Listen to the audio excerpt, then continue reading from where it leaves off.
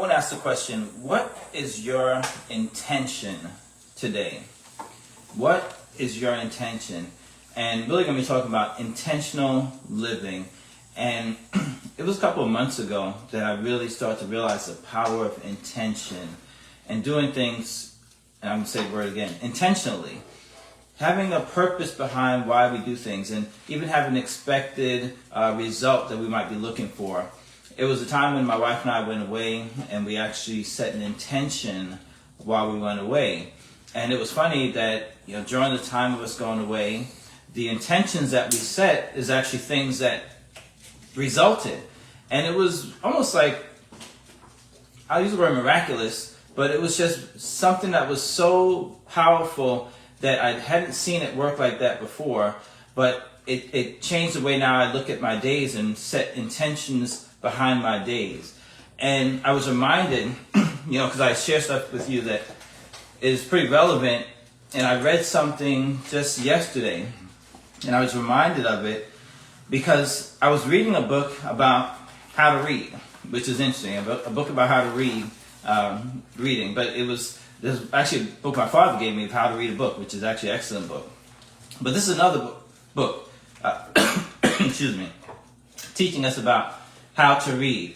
And this book was telling us when you're reading, you should also have an intention behind why you're reading. So as you look to a book, and this is something you can use for yourself as well too, as you look at a book, think, why am I reading this book? Is it for pleasure? Is it so I can study for a test? Is it for me to gain some knowledge so I have advantage in my business? Is it so I can learn how to make some more money? What is the intention behind me reading the book? And how that actually helps you is that now, once you have the intention set beforehand, you're going to your brain actually kicks in a different mode, and you'll spot different things in the book towards your intention. It's similar to reticular activating system, which I haven't spoken too much on here about, but it's a really powerful tool and it's a powerful way that our brain works. So set an intention even when we're reading. But what I want to talk about today is each day we can be intentional. And besides reading, we think about what we're eating, what we're going to eat. Be intentional. Okay, this is something that I'm eating. Why am I eating it for? Just because I crave this thing? Or maybe the intention should be because I need some energy so I can go and perform or do something great. Or it can be just because you want some, you need some nutrients. Whatever it is, set an intention even what you're eating. But let me focus today on why I'm sharing with you the intention, because it can be used for us spending time with our families as well.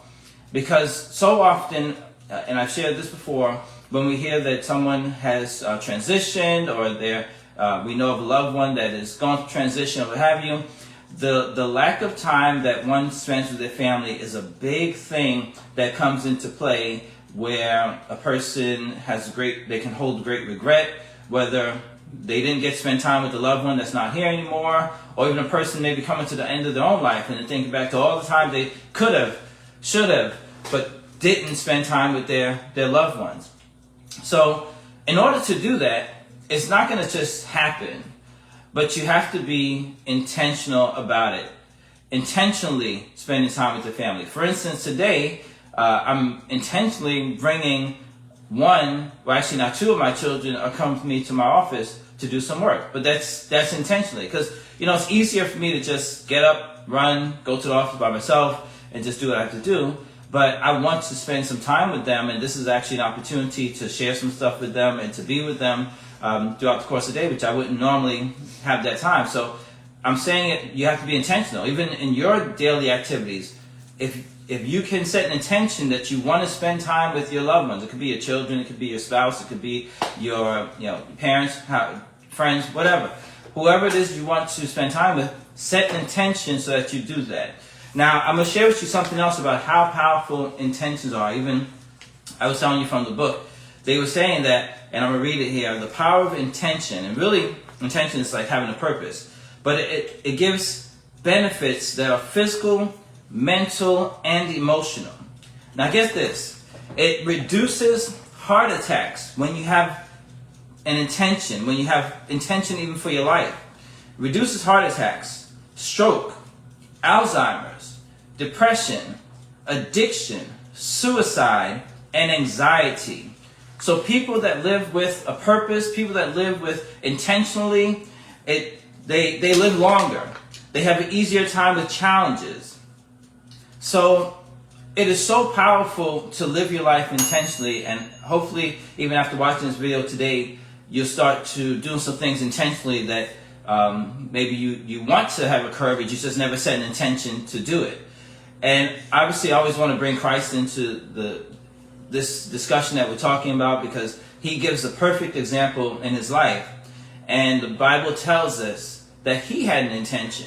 Even when he came to this earth, even Most High took on flesh and came in the form of man as Jesus Christ.